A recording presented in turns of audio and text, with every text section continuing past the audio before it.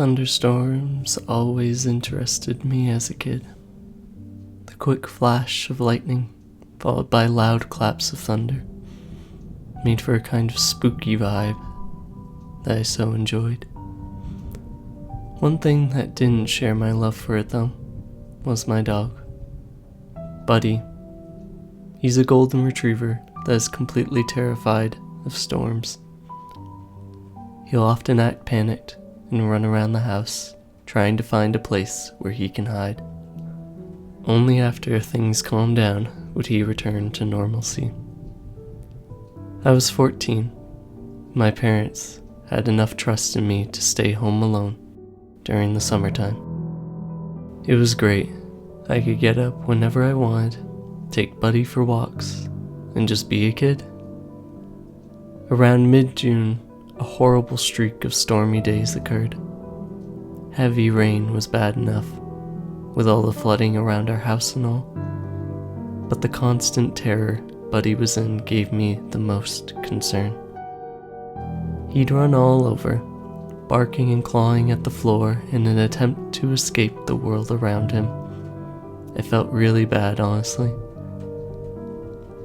Although it was only 5 p.m., the current storm made the outside look like nighttime, and the added rain made it nearly impossible to see more than 30 feet in front of you. Being a dog, I had to take Buddy outside for him to do his business. So I put my raincoat and shoes on, and tried to catch him to put his leash on as he ran throughout all the rooms of the house. It took a few minutes, but I finally got him and dragged him to the back door. We live in a pretty rural area, so our property has a large backyard and forest beyond that. My dad always cautioned me about going too far beyond the tree line, because the landscape quickly changed to steep cliffs with lots of rocks. Now seemed like as good a time as ever to bring Buddy out. I hadn't heard any strikes of thunder recently. I opened the back door, and we walked out into the pouring rain. Buddy seemed a bit calmer than before, but he appeared to have noticed something towards the deep backyard. The loud sound of the rain prevented me from hearing anything, so I didn't think much of it. Being dragged by the leash, we started walking towards the tree line. Buddy sniffed around for a few moments, and then stared off, straight ahead, into the woods. That's when I noticed it. Just within the range of visibility, through the darkness and the rain, I could see the figure of a person lurking behind a tree. Buddy started barking and pulling at his leash, trying to charge whoever we were seeing. I tugged back to keep him at bay, but that was when the fabric of his old collar snapped, and he bolted straight into the woods.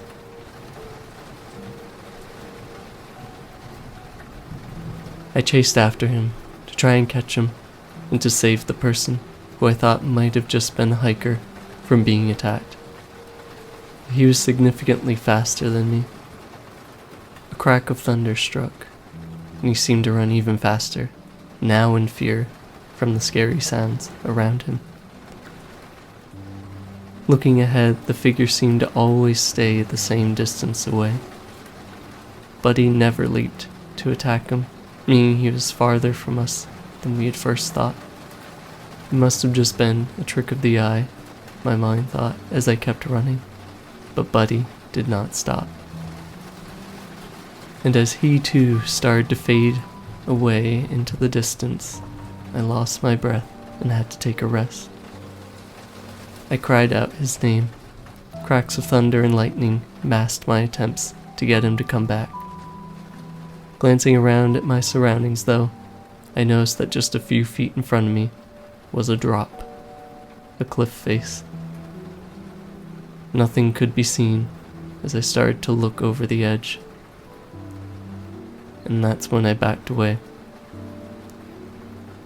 My peripheral vision caught a glimpse of the figure once more, the same distance away, behind a tree. The concern for Buddy quickly changed into concern for myself. I ran as fast as my little legs could back in the direction I came from. The backyard started to come into view, and that was when I heard the familiar sound of my parents yelling my name. They saw me running, and with a look of worry, rushed over to grab me. We all went inside, and I told them everything that had happened. Once the weather cleared, my dad and I went back into the woods to try and find Buddy. But even as we got back to the same cliff that I nearly ran myself right off of, we saw nothing. There was nothing below. There were no remains of my best friend to be found.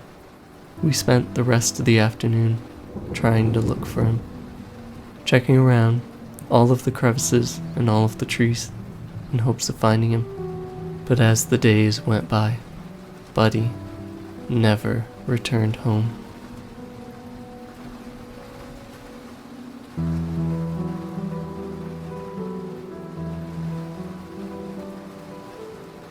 I work for a commercial cleaning company that goes to professionally clean stores after hours. Around 3 to 4 a.m. is when I'll typically get home, but I'm used to it at this point.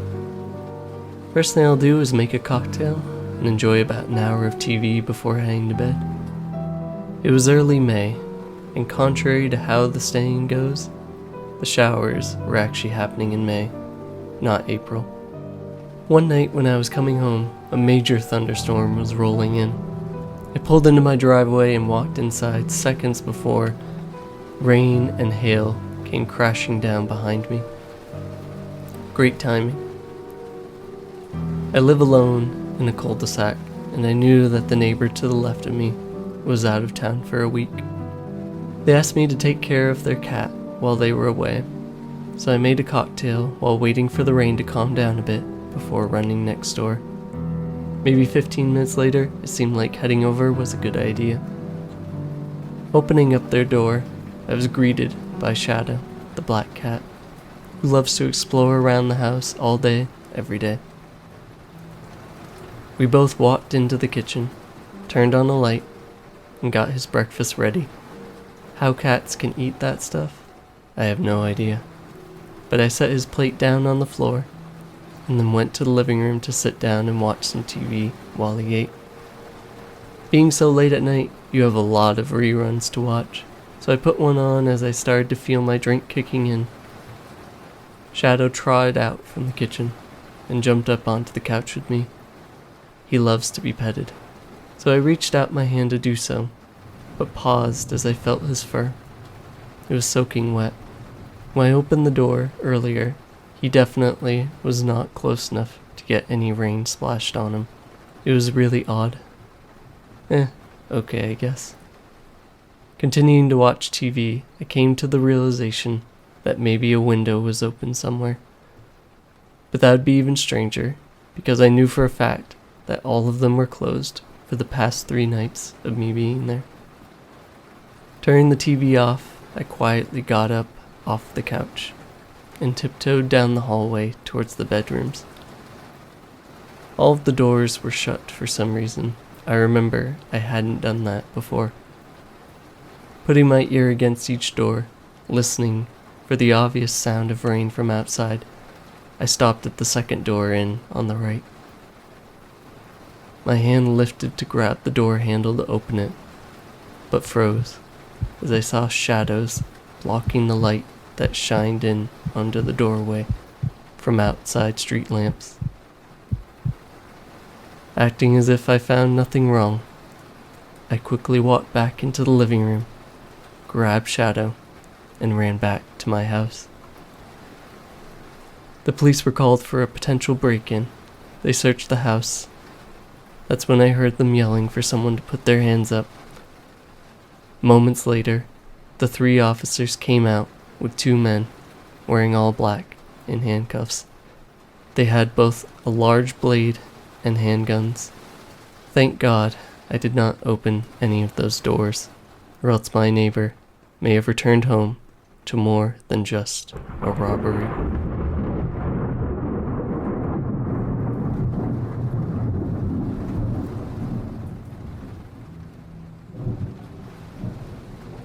A truly horrifying experience unfolded at work a few weeks back. It was the closing shift, and I, a teenage girl, was working at a local Target to save up for college.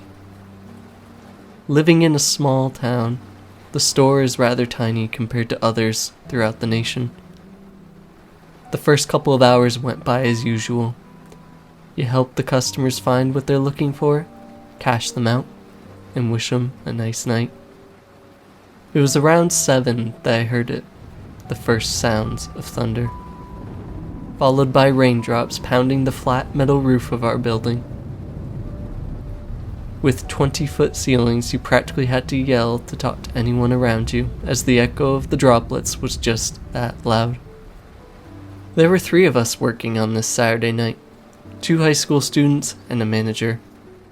Having so few people on shift was a complaint that we all shared, but corporate refused to do anything about it. After finally getting the last customer to exit, 30 minutes beyond closing time, we locked our doors. My coworker went, grabbed their things, and was ushered out the door as well. It was just the boss and me. We'll get the drawers counted and head on home. My boss is pretty quick at getting things done. Only takes them about 20 minutes. I double-checked everything.